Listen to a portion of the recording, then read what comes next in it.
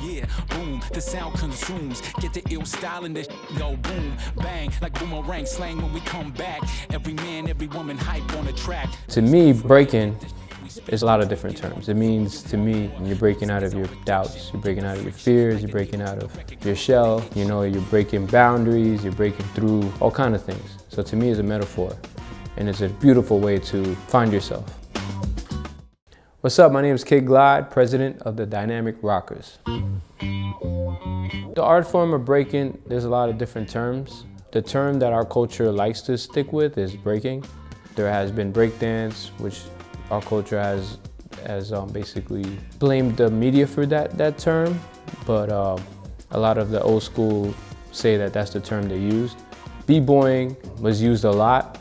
The term B-boying made females not feel included. So I think breaking is a general term that just includes everybody.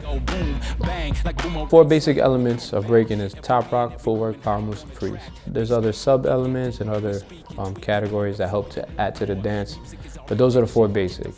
It's important that you have a little bit of all that, because especially the footwork basically is a part of the dance where you help to keep the rhythm, establish the beat, you know, and go from one move to the next. Top rock is kind of like usually how you enter or start your round.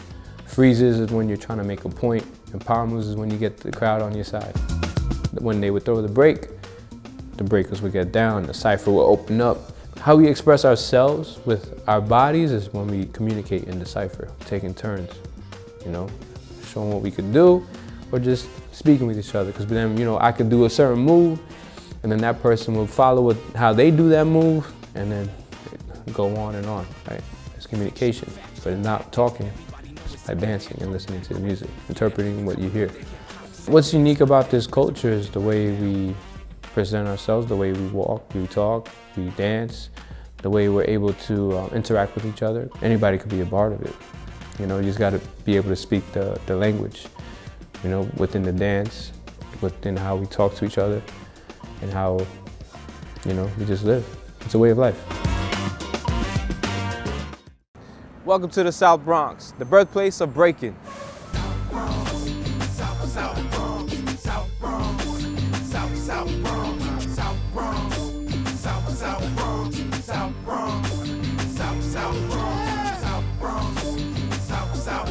So this is where it all started, right here in the South Bronx, breaking.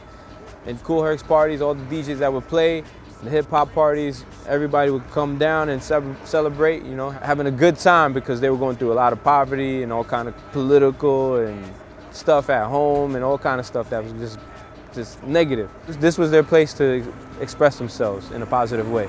And basically when the DJs would play their break, all the B-boys, B-girls would open up a cipher, and one by one they would tell their story, they would express themselves, let all that anger and frustration out within the dance, starting from up top and then going down to the ground. And that was with breaking. Having killer summers and eventually surpass them with thriller numbers. With the live grade from 158. If you're gonna be a job turkey, at least get your... See the sign? This street is named Hip Hop Boulevard. All right, so this is the place. I still get my chills where it all started. All right, this is where the first hip hop party was, where Kool Herc decided to play for his sister, trying to get clothes for her to go to school.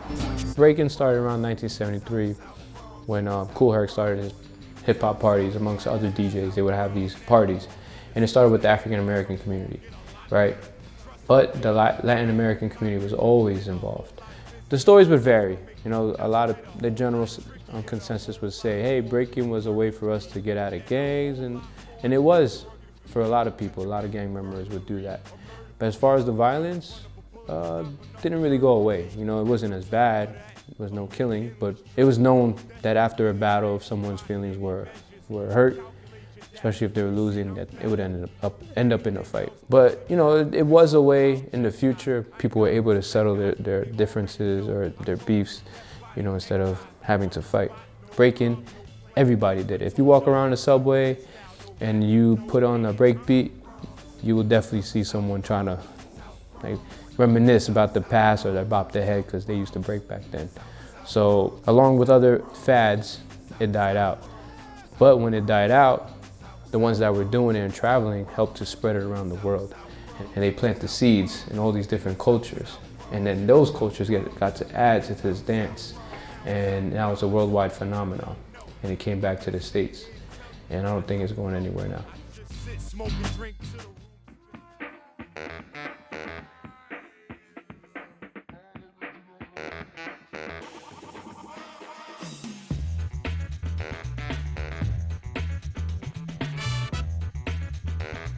Our goal was to create financial stability for our coaches and dancers, because in America it's hard to maintain a living as a breaker, but now there's more and more opportunity. So we were trying to create an opportunity for that, because we noticed in different countries, especially like Japan, Russia, and just the other countries around, especially in Europe as well too, that there was studios for breaking, and that a lot of talent was coming out of all these studios, so we wanted to do the same thing. It's an amazing experience for me to see these young individuals grow, being not confident, timid, to becoming warriors in the dance floor.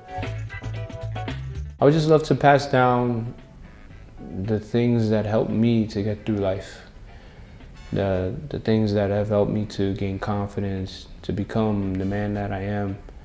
You know, I've seen, and I can relate with a lot of my students when I see them go through certain things. You know, sometimes their parents are not aware or understand.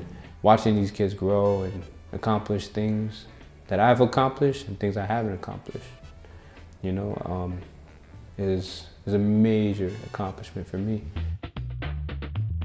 Now I'm 39, I'm still doing it. So, you know, because, you know, it was hard to see a future for breaking back then. Everybody felt they could go to the Olympics back then, but it was a long journey for them and a hard dream. So imagine what they see now. They've been dreaming about this for decades.